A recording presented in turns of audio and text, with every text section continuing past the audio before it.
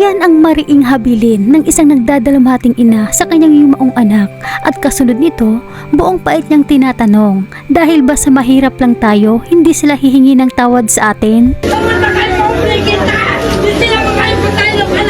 Napakasakit tanggapin para sa pamilya dahil ni isa sa mga kasamahan ni Rene doon sa Aurora, wala man lang nagpakita o nakiramay sa kanila.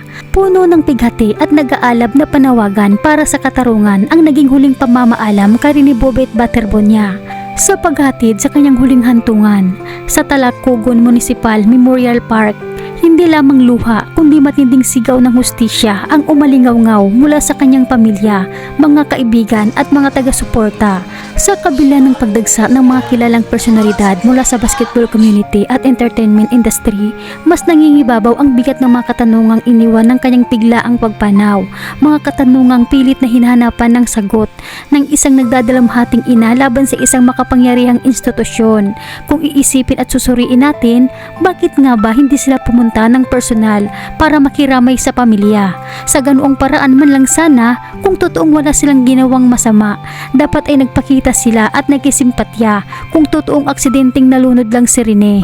Bakit tila iniiwasan nila ang pamilya? Napakahirap tanggapin ng ibang tao nga na hindi man lang personal nakakilala kay Rene ay nagtiyaga at naglakbay patungong Mindanao para lang makiramay. Pero ang institusyon, kinabibilangan niya ay hindi man lang nagpakita. Ito ang dahilan kung bakit nanatiling matigas ang panindigan ng pamilya. Ang tanging sigaw ng kanyang mama ay hustisya na managot ang dapat na managot at lalabas din ang katotohanan. Sa tindi ng galit at hinagpis ng ina ni Rene, ang jersey na bigay ng Ateneo de Manila University na may pirma ng kanyang mga teammates ay mismong isinama ng kanyang ina sa loob ng kabaong bilang piping saksi at paalala na ang uniforming ito ang naging dahilan ng pagwawakas ng buhay ng kanyang anak.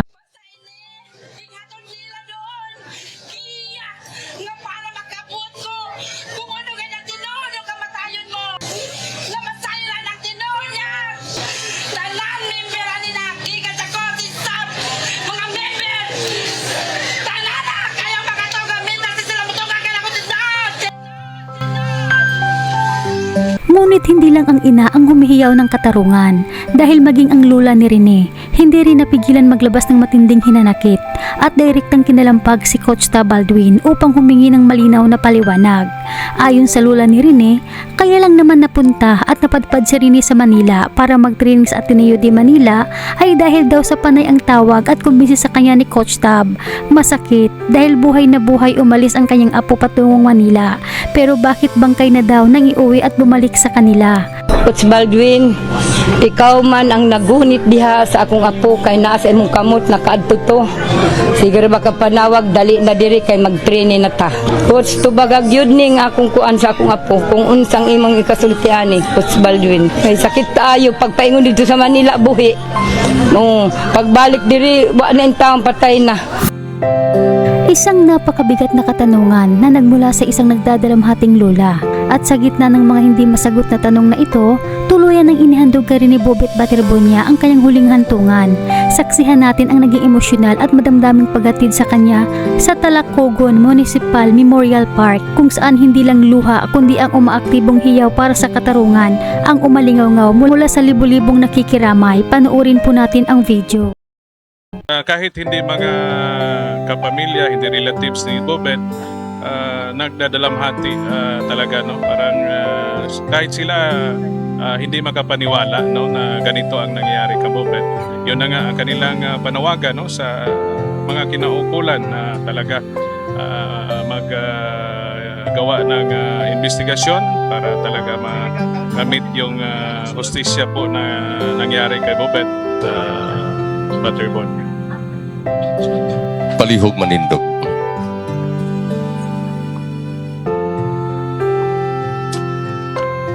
Maigsoon no pagpakto kang Hesukristo, ilubong ta sa tumang pagtahod ang nahibiling patayng lawas sa tuwing igsoon nga si Rene Claire. Uban sa iyang tawhanong kahuyang o kakulang sa kahimpitan. Uban sa pagsalig magampo kita sa Dios ang maghahatag og kinabuhi sa tanang mga butang. Aron iya untang banhaon kining patayng lawas ngadto sa kahingpit ug sa katilingban sa mga santos. Magmaluloy unta ang Dios diha sa paghukom kang Rini Clark. Upasaylon unta ang tanan niyang mga sala. Dadunta siya ni Kristo ang maayong magbalantay ngadto sa matuod natong pulianan. Din magpuyo siyang malinawon uban sa Dios nga atong amahan. Tipon sa tanang mga santos ug atubangan sa hari nga walay katapusan.